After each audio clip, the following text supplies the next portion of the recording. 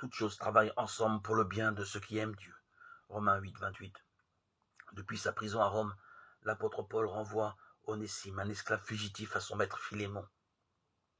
Dans sa fuite, Onésime a été en contact avec l'apôtre et s'est converti à Jésus-Christ.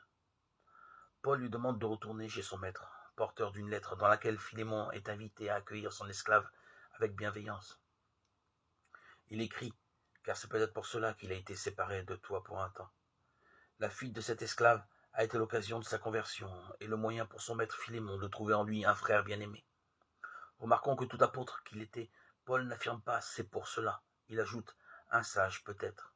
Il est prudent et modéré et ne prétend pas tout comprendre ni tout expliquer. Dans le même état d'esprit, un croyant juif du nom de Mardochée s'était adressé à sa nièce Esther, devenue reine à un moment critique pour son peuple.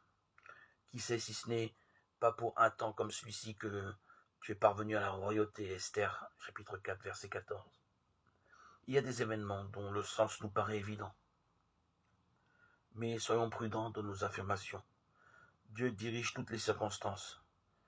Mais ces raisons ne sont pas toujours à notre portée. Certaines nous échappent. Prions pour comprendre ce que Dieu veut nous dire. Ne portons pas de jugement, en particulier quand il s'agit des autres. Faisons surtout confiance à l'amour de Dieu.